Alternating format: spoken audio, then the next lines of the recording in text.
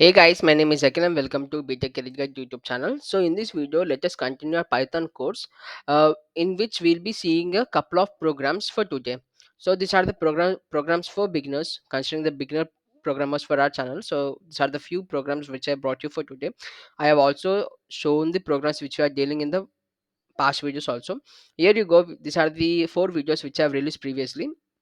They are Python basics, Python operators, Python inbuilt functions, and Python inbuilt functions part 2. So I wish you all go through these four videos, four lecture videos, and then come up to solve these problems. Okay, or else what I'll do is like I'll be using some inbuilt functions in our in this problem solving. Okay, so you need to get understand how those functions are useful only if you watch those videos. So these are the two videos that you need to watch to get familiarized with the different functions in Python. Okay, for today let us see the few programs. Okay, these are the programs for today. Write a program to determine whether the enter character is vowel or not, and then write a program to calculate the sum of numbers from m to n, and then write a program to calculate the average of first n numbers. Print all the odd numbers till n, print all even numbers till n, swap two numbers using third variable, biggest of three numbers. So these are the programs that we'll be dealing for today.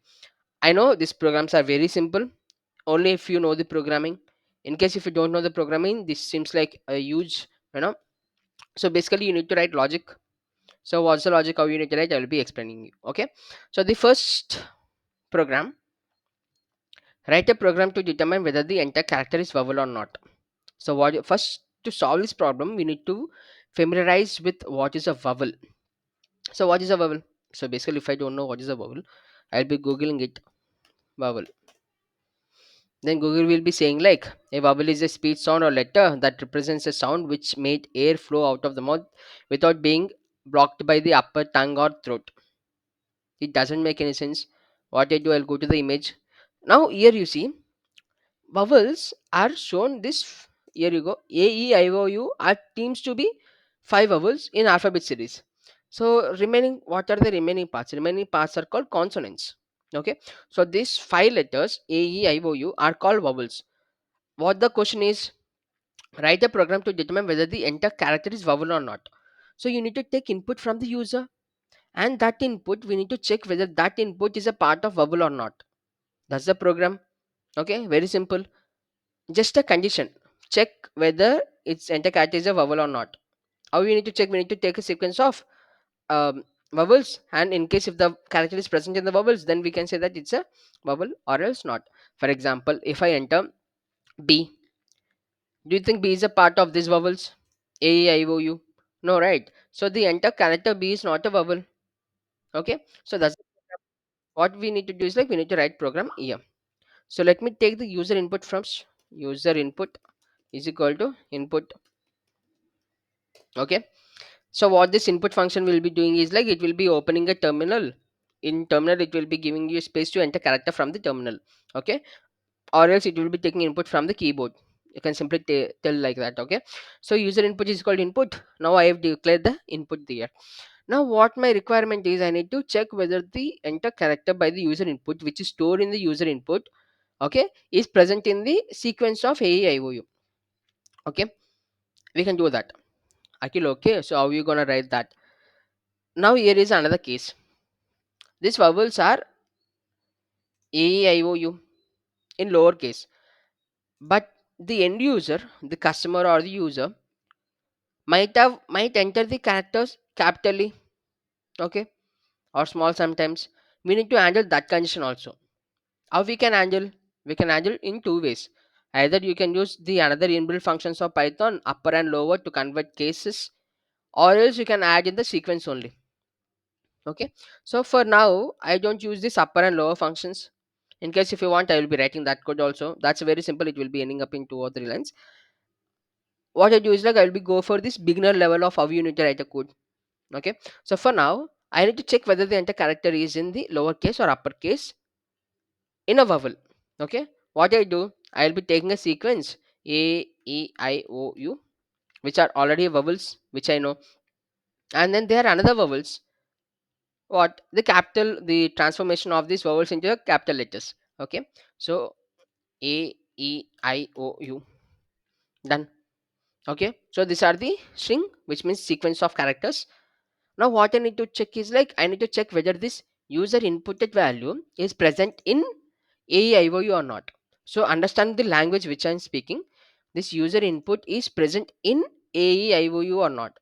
Okay. So how we can write in AEIOU? What I told, if user input in AEIOU. If you understand the sentence which I have used, that's the sentence I have wrote here. Okay. If user input in AEIOU, then we need to print the character as a vowel. So print, wait, just getting capital B, print of vowel. Else what we need to print? Print of not a vowel for this sake. Okay, simply right. So Python is nothing but the way you speak only. Okay, if user input is present in AEIOU, then print vowel. Else don't print.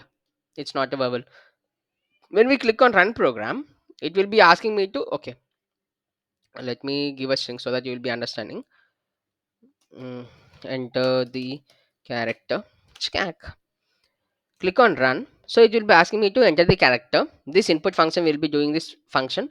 It will be taking the value from the user and it will be storing in the user inputted variable. Let me enter B. B is not a vowel, we already know. So let me enter the character. Let me run this program again. Let me enter the character capital A and click on enter. So it gives us vowel.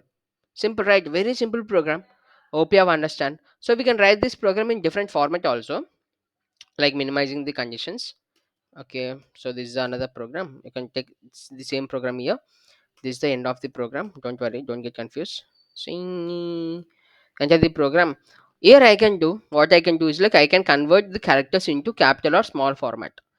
Okay, so how I can do is like there are two functions in Python which I've already explained in the library inbuilt function libraries. Okay, okay, you can go there and watch. There are two functions. One is lower and another one is upper. We can use them. If you use lower, in case if the user enter the character in uppercase, we can minimize the we can get the miniature form of the capital letter. In case if you use the lower letter, oh, what I told lower, okay. In case if they use the upper letter, if the user input is in small format, this upper function will be capitalizing the small alphabet. Okay, did you get confused? Let me write it. User input dot upper, print of user input comma upper, and then print of user input comma lower. Okay, for now I will be removing this. So I will be commenting this also because it will be running the both programs. So if I click on enter, it will be asking me to enter the character. So it will be running this statement, and then what will be, I will be entering the small b. So what this print statement did is like it did taken the input, user input which is which is a small b, and it converted to the uppercase of the b. Okay, done. And already user input in small b, so it is again converting to small b only. So that's how the this upper and lower function works. So for now what I do is like I'll be adding this upper and lower here. So I'll be adding directly dot lower. So I'll be converting all the characters which are entered by the user to a lowercase. So if we print of user input, if I click on enter, so if I enter capital B, so it defaultly will be converting that every character, it will be defaultly converting to the small case. Simple, right? Then what we can do, we can uncomment this code, we can remove this print function, we can remove this extra lines of code. Okay, because all the characters are converted to lowercase, right? So that's why in case if the user input is in this AEIOU, which is already converted into a lowercase, you'll be checking U is present in this AEIOU or not. So U is present, so it will be printing as vowel. In case if it doesn't present, then it will be saying that it is not present in the vowel sequence. Okay, you can use upper, and in case if you use upper, you need to give uppercase letters. So upper, if you convert all the characters to uppercase, you need to modify this as A E I O U. If I click on enter, and if I give the small character A, what does this do? It will be taking AI here and then it will be converting to the uppercase.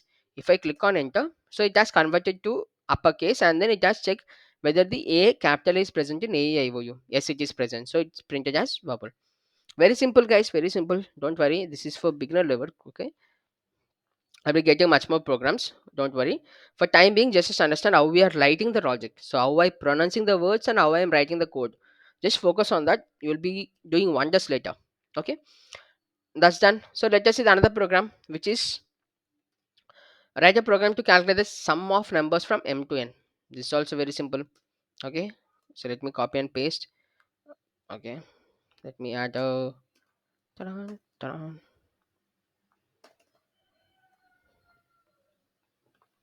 So write a program to calculate sum of numbers from m to n. Okay, so you're using. We need to find the sum of numbers from m to n. So we need to take m value as well as n value. So that are the input from the user. Okay. Now what I need to do, I need to find the number sequence from m to n. How I can find the number sequence? The next thought you need to get is to use for loop or while loop or any loop. Okay. So now I can loop from m to n in an incremental order or step 1 and 1, step 1 by 1, so that till n I will be reaching. Now what I need to do is like I need to add all these values to get the result. For example, if m is equal to 1 and then m is equal to 3, what I need to do is like I need to get the number. So let it make it 5. Okay, so if I need to get from 1 to 5, so I need to take 1 and then 2 and then 3 and then 4 and then 5. So I need to get this sequence. How I can get that sequence? It is only possible by using loops. Okay, now let us try the code. I will be telling you. So initially I declared m, which means I need to take the integer character from the user, which means we need to get the int and then input. So what does basically input will be taking the characters in the string format, and then we are converting that string format into a integer format. Okay, so you will be understanding these two functions by watching that Python inbuilt function lectures. Okay, go there, watch, and then come. Okay, done. And then for n also we can do like this also. Input, so enter the n value. You can write like this.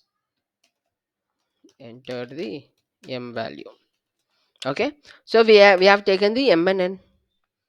Okay, Akhil, you have taken m and n. I need to find the sequence. How I can find the sequence? I told to use any loop. So for time being, I'll be using for loop. Okay, so what is the range? First I need to find the range. What's the range? The range is from m to n. So I'll be writing range of, I need to get a range of m comma n. Okay, will that be sufficient? Really, do you think so? In Python, if you use a range function, what does it do? Like it will be taking till n minus 1 positions only. Okay, now if we give n there, if the n is 5, it will be only it will be printing only till 5 minus 1, which is 4. Only 4 numbers will be printing on it. So but what we need to consider the nth value also. So we need to if we want to consider the nth value, what we need to do, we need to succeed another position, which means like I'll be adding one position here. So I have explained this also in my looping concept. For clear explanation, watch that video. Okay, now okay, so we got the range. So from m to n plus 1, from 1 to 5, I got the sequence. Actually, you got the sequence, but where did you write the loop? I didn't write, but I will be writing it now. Okay, so for loop got, but this is not the actual syntax of for loop. So if you write for, and there should be a iterator. What is the iterator? For now I will be taking iterator as I. Okay, so every I in that sequence, so for every I in that sequence, so which means how I need to write in words for I in range of m comma n plus 1. If I is in the range of 1 comma n plus 1, which means 1 to 5 for time being, so now I need to take this I value and then I need to sum up. Let me print for your sake so that you'll be understanding. If I click on enter, so it will be asking the m character. If I give 1 and the n character as 5, now you see it has printed 1 2 3 4 5. Got it? So right now what I need to do is like I need to add those values. How I can add those values? Directly, so you will be writing I plus I, but I is the incremental order. Okay, so you have understand that you need to add each and every I value, but for what you will be adding. So we need to create a temporary space to add values. So for example, you will be adding 1 plus 1. Where did you store that value? 3. You will be adding 3 plus 4 again. Where do you store that value? So we don't have a storage mechanism here. So in case if we don't have storage mechanism here, what we'll be doing, we'll be creating another variable, okay, sum, which will be assigning to 0. Okay, so you have taken temporary variable and you have assigned the temporary variable value as 0. How I can use that value, Akhil? Now you go there in for loop. Now what you will do? So every time you need to add that value to the sum value. Okay, to sum you need to add that value. Okay, so let me give this sum plus equal to y. So let us understand here. So the for loop for the first iteration it will be taking 1. Okay, so for 1, so I is equal to 1. So sum is equal to 0. 0 plus 1 is 1. And the next iteration it will be going, and then m is equal to I is equal to 2, and then sum we have sum is 0, and then I we have 2, which means 2. So likewise it will be printing 1 2 3 4 5 again, but we need to add that value to which value again? We need to add that value to the corresponding temporary value, which is sum.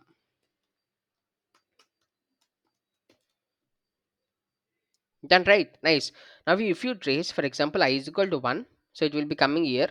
So some value is initially 0. What we did is like we'll be adding 1, which means like some value as a 1, and it will be storing in sum. So here it will be storing 1, and in spite of 0 it will be getting 1 here. And the next iteration, the psi value is 2, and then 2 will be coming here. So now we have changed the sum value, right? The sum value is 1, so 1 plus 1 is 2, means like some value is 3. Likewise, so it will be iterating over and over. If we go and print off sum, you want to see the magic. If I click on run the program, it will be asking for me to enter the values. If I enter the m value as 1 and then n value, so now you see the sum of values is 15, which is correct, right? 1 plus 2 plus 3 plus 4 plus 5, 15. Very simple program, right? Right. So that's the logic, guys. Very simple. Okay. Let me take another. Let us go to the another question. And the question is, write a program to calculate average of numbers. Okay, so here you go. So spam call. So now you have here you see it is asking me to calculate the average of first 10 natural numbers. Okay, how you will be calculating the sum of first natural numbers? To find the average of first numbers, first we need to calculate the sum of numbers, right? So you need to calculate the sum of numbers first. Let me go. So how you need to find, how to find average of numbers. Average of numbers is nothing but add up all the numbers in the group and divide the total by the number of numbers in the group. Okay, so that's the formula, which means like, for example, if the sequence is 1 plus 2 plus 3 plus 4 plus 5, so the number of integers I am having is 5. Okay, now what I need to do is like I need to divide it with the 5 because I have 5 numbers. So this is the formula, sum of all natural numbers by the count of natural numbers. Okay, so this is the formula we need to get. Nice. You might have get the logic, right? So you might have get the idea. This summation we have done it here. Okay, so this summation we have done it here. Now what they're asking is like first n natural numbers, first n natural numbers, which means from 1 to nth number. So what does this nth number is nothing but the count of n natural numbers, right? I can take that and I can divide it simply. So for time being, I'll be removing it. I'll be taking n is equal to int of input. Okay, nothing major, just writing this logic same again. Enter the n value. Okay, now what I need to do? I need to write that logic. So sum negation is equal, sum underscore is equal to. So for I in range of 1 comma n plus 1, because I need to take the last value also. Sum is equal to sum plus I, and then print of what I need to print. I need to print the average of it. So how I can print the average is nothing but I need to take this sum value and then divide it by the count of natural numbers, which is n. Right? Very simple. Okay, let me comment it out this. I know I made it fast, but you know, you have the logic and you just need to divide it by n. So if I run this program, it is asking me to enter the n value. If I give n 5 value, there you go. If I give 5 value, which means like sum of all natural numbers till 5, in the previous program we have seen 15. 15 divided by 5 is nothing but 3. Simple, right? If you go for this float division also, we'll be getting that. Sorry, I went to the wrong number. Did I? Okay, let me rerun. So if the value is 5, see the entire value is 3. So integer division. So this is called integer division. So we are converting directly into the integer. Okay, simple program, right? Very simple program. Okay, hope you have understand. In case if you don't understand, just let me know. Done. Okay, and then let us see the another program. um, Print all odd numbers till n. Print all odd numbers till n. Okay, so that's the program. You might have wondering like these are the basic programs, but you know there are few people who are new to programming. They need to learn something, right? So they need to learn the code from scratch. So that's why I'm explaining in detail of how you need to write the code. Okay, now you see what they have asked. Print all the odd numbers till n. Very nice. So for now, how I should decode this question? Print all odd numbers till n. I know what is n. So n is nothing but n is equal to int of input, enter the n value. So I'll be getting it from the user. Now print all odd numbers. So what are odd numbers in mathematics? Odd number starts with 1 and then it will be taking the alternative number in a sequence. Okay, so at what number it will be taking? It will be taking two jumps on it. So if the first number is 1, the next is the second number. So it will be jumping on 2 and then it will be coming on 3, which is 3 is an odd number, and then it will be going on 4. 4 is not an odd number, and it will be jumping on 5, which is an odd number. So in mathematics, odd number starts from 1 and go on. Even number start from 0 and go on. Okay, now print all odd numbers till n. I need to print all the odd numbers till n. So there is a sequence. So if there is a sequence, what I told you to use any loop. For time being, I'll be taking for loop. Okay, Akhil, you were told you are for loop. So what is the range? So range is nothing but what are the odd numbers from 1 to so and so. I have told the starting value would be 1. So that's the starting value. And then till what position should I go? You need to go till nth value and then plus 1, because we need to take the last value plus node, so that in Python it will be considering the successive preceding value. So n plus 1. Done. So we have taken the starting value, we have got the nth value. Now what I need to do? I need to get the jumping value. So what is this jump value? So initially we have 1. The next number is, we should not get 2, we should get 3, right? So you need to jump on it. So you need to jump in for loop structure. In range function we have three parameters. One is start value and it is end value, and then jump value. Jump value is the third parameter that we are going to give. So defaultly it will be taking one jump. Okay, now I will be going here and I will be giving it as a second jump. So jump after one, you will be jumping two positions to reach the next value, and then second two position to reach the next value. Okay, now I'll be writing for loop. So for I in range of 1 comma n plus 1 comma 2, print of I. Let us see, will this program print odd numbers or not. If I click on run program, it is asking me to enter the n value. If I click on 10, now you see 1 3 5 7 9, which are odd numbers, which means that we have written the code correctly, right? So that's how you need to decode every question and write logic according to the words you speak. That's it. As simple as that. Okay.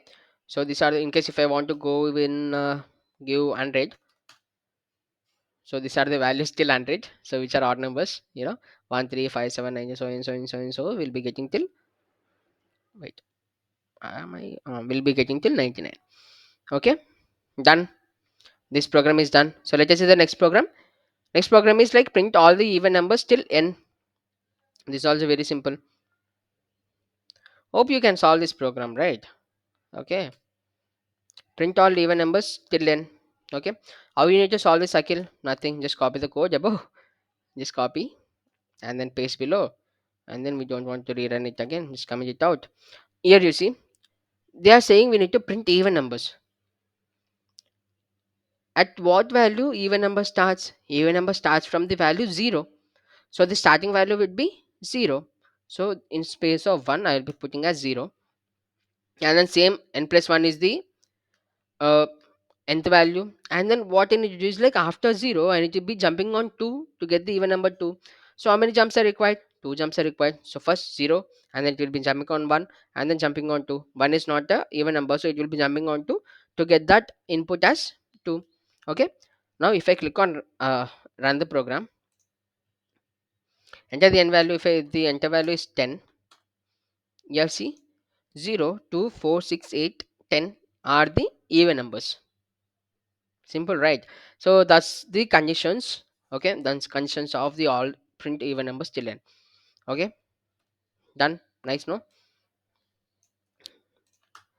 Let us go to the another program, which is swapping two numbers using third variable. This is also easy. So let us write.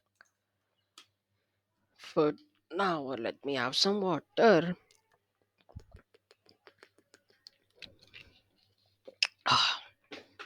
Mm.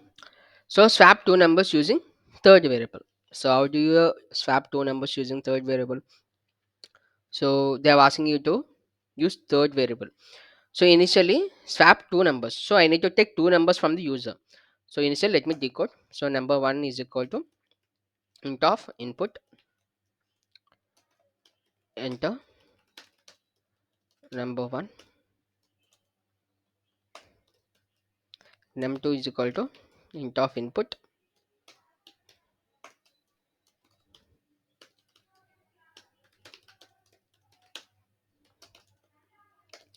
enter the number one and number two, and they are asking me to take the third variable. So using swap two numbers using third variable. So how do I swap it using third variable? So I don't know third variable. Let me give a number 3 as a third variable, which, excuse me, they are using me to swap using third variable. So to explain this, I need to open my example draw. Dun, dun, dun, dun, dun, dun. The way I'm using this board, no, in coming days they might give subscription for this example draw. Okay. So for example, if I take n is equal to n1 is equal to, let me give a number one. Num1 is equal to 1. Okay, let me use different font. Okay. So num1 is equal to 5, and then num2 is equal to 7. So we have two numbers here.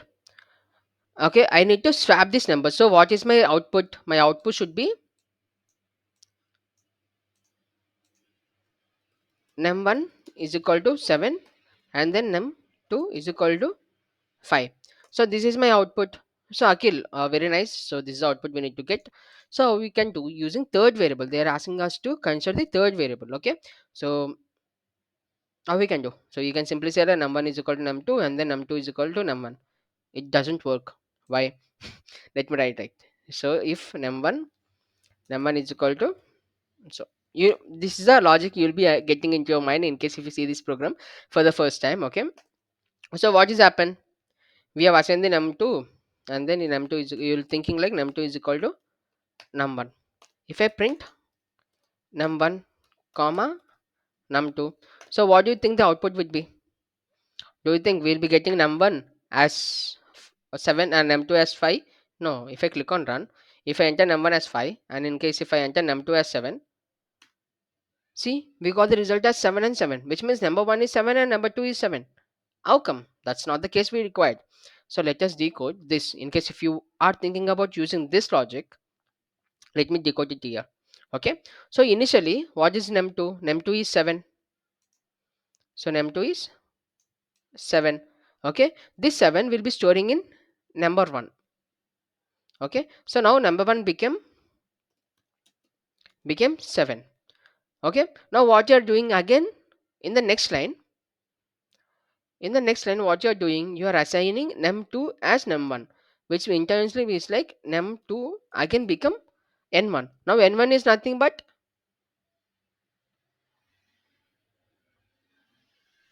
7, right? So now it will be adding it here. So n1 is equal to 7.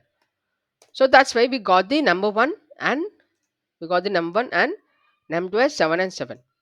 That's not the case we required. So we need to use third variable to store the first value, and then we can reverse the another value. At last we can add the value. So how we can do? So let me take what I'll do is like I'll be taking another number 3 and assigning that number to the first number. So let me take the number 1. Okay. So this logic what they is like they will be number 3 will be adding the value of 5 here. Super, right. Now what we need to do is like in the next condition, the next line, we need to swap the value from number 2 to number 1. So number 1 is equal to number 2. So this will be giving like number 1 is equal to 7. Right. So we have modified the number 1 to 7. But we didn't modify number 2. So we need to modify the number 2. So what is number 2 value? Number 2 value should be the output number should value should be 5. But where is 5 located? 5 located in the number 3. Okay, 5 located in the number 3. So we'll be using number 3 here to get the output is equal to num3. Okay, so now it will be happening like now you see if the what is number 2, what is number 3, number 3 is nothing but 5. So now number 2 will be becoming 5. So what will be the output? Output is number 1 is equal to 7 and then number 2 is equal to 5. So that's the expected output, right? So this is the expected output. Okay, so this is the expected output from here. Got it? So this is the logic we're gonna use here. Okay, if you get confused between this, so basically in programming what they do is like they'll be taking a temporary variable temp and then number 1 or okay, I have explained in number 3, right? So let me take number 3 only. Number 3 is equal to number 1 and then number 1 is equal to number 2 and then number 2 is equal to number 3. So if I print on number 1 comma number 2, okay, so what do you think the result will be? So if I enter number 1 as 5 and number 2 as 7, so result is 5 comma 7, which is number 1 is equal to 7 and number 2 is equal to 5. Got it? Very simple program, right? So this is how you need to use the third variable to swap two numbers. In later programs we'll be solving like how we need to solve two variables without using the third variable. Okay, we'll be getting that program also, don't worry. So there will be using some operations. Okay, we'll be using some operation to add and subtract, so that we'll be getting the value. Okay, just by using two variables, just number 1 and number 2 variables. I won't explain it here because for this lecture these are the programs that fit. Okay, there is another program, biggest of three numbers. Okay, so done with this number.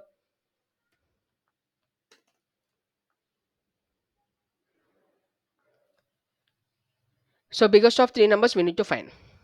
Okay, let me decode the question. Biggest of three numbers. So I need to take three numbers from the user. Okay, let me take number 1 is equal to int of input. Enter the number 1. Let me copy it and paste twice. Number 2 and then number 3. Okay, got everything. Now what I need to do? Number 1 and number 2, number 3. I need to find the biggest. So how do you find the biggest? If there are three values, 1, 2, and 3, among 1, 2, and 3, which you can say the biggest one is 3. How did you tell that? You have tell the 3 is capital letter by comparing with this 2 and 1. Okay. Likewise, if the number is 3, 2, 1, okay, like 5, 6, 4, what do you say? Among these three, 6 is the biggest one. How do you tell that 6 is the biggest one? Just by comparing whether the 4 is less than or equal to 6 or 5 is less than or equal to 6. They both are greater than. So that's why we have told 6 is the biggest number. Yeah, very simple. So what we have told in the form of words, that we'll be writing it here. Okay. If number 1 greater than or equal to number 2 and number 1 greater than or equal to number 3. So if number 1, if one number is greater than if greater than two numbers, we can say that the number 1 is greater. So print off number 1 is biggest. Okay. Elif elif what we can say, if the second number, so there might be a chance like second number might be greater. So number 2 greater than or equal to number 1 and number 2 greater than or equal to number 3. If that is the case, we need to print the number 2 is biggest. Okay.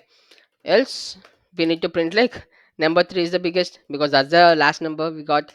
Number 3 is biggest. Okay.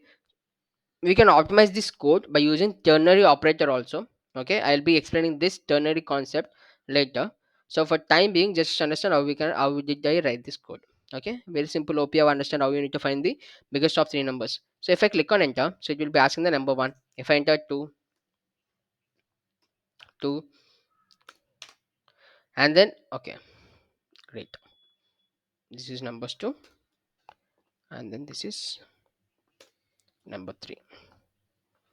Enter the number 1, 2, enter the number 2, 3, enter the number 3, 4. So the number 3 is biggest because among 2, 3, 4, 4 is biggest. For example, if I give the values as 4, 2, 3, among this 4, 2, 3, the number 1 is bigger because number 1 has a 4 and the remaining 2 and 3 are lesser than 4. Okay, so likewise the entire program works. Okay, how much time is that? 37 point. Okay, so we have a couple of minutes. So these are the programs that I bought you for this for today. So these are the 1, 2, 3, 4, 5, 6, 7 programs. I have explained in detail what is what and how we need to write the logic for them. In case if you don't understand anything, just reach out to me on my Instagram or Telegram or LinkedIn. You can go to our channel. You can click on these links. You can directly ping me on my LinkedIn or Telegram or Instagram, etc. Okay, so that's all the program for today. So once you've done this program, I told you to open GitHub repositories, and then in the here I have created a course called Python course. What you need to do is like you need to create a branch from this repository. Okay, and push your code to the repository for this branch. So create a pull request and and raise PR to this branch. So I will be checking your code and then I will be merging to my main branch. Okay, that's it guys. So just create a folder with your name. So create a Python course, download the Python course and create a folder on your name and push your code to the code to my Python course branch so that I can give you batches. So now you can see in my profile I have two batches. So you'll be having these batches in case if you do so quick draw and then pull request merge batches. There are few people who will be having lot of batches. For time being, I have only two batches. Okay, so you'll be having couple of batches. Okay, I will be giving you batches. Basically, GitHub will be giving. I'll be telling like I am giving the all the batches. Okay, so just write, just create a branch from this main. How you need to create a branch? Click on this branch and then for me to own show, but for you it will be showing like new branch. Okay, you create that. First you need to fork, I guess. First you need to fork the branch and then create a fork this repository, create a branch and raise pull request. Okay, so how you need to do, search Google, just investigate how you need to do all those things, and then raise. I will be merging to my main branch. Okay, and I will be checking how you are writing the code also. Done. So these are the programs that I brought you for today. In the next video, let us see another few programs on these basic levels only. So I'll be solving around 15 to 30 problems on every topic which I'm going to deal now, so that you will be getting full hands on each and every program. Okay, so at last I will be taking you to the in depth of dynamic programming to DSN algorithms. So that's the content which I'm getting to you, but I'm requesting only one thing: just do subscribe, share our channel. Okay, do watch our videos till the end, so that you won't face any problems when you're studying. For time being, just complete these 4 lectures. In case if you haven't watched my 4 lectures, just go through them. There are few lengthy videos, I know. It's around 1 hour, and then 3 hours, and then 3.5 3.5 hours. It doesn't take much long to complete. So in case if you know few concepts, you can skip those video, but I suggest you to watch the entire video. Watch them. Okay, do share your feedback below. In case if you doubts also, just ping me there itself. I'll be helping you out. Okay, that's it in this video, guys. I really wish you all the best, and let's continue this journey. Okay, so I'll be bringing lot of different types of jobs and coding around question solutions, etc. Recently also I have posted one Accenture coding around solutions yesterday. One of our candidates have written the test, and I have explained the how you need to solve those questions also. So basically, we have covered the loops, right? So you can solve these problems also, which were asked in the Accenture. So these are the basic programs. You can directly solve them. So I have shown the question also. You can directly solve them, and write PR for the branch. So this is very easy. Okay, do solve this also. These are the questions just asked in the Accenture. I was like, what? Okay, just go there and then write all those things. Okay, so let's catch up in another video, guys. For time being, all the best. Bye bye.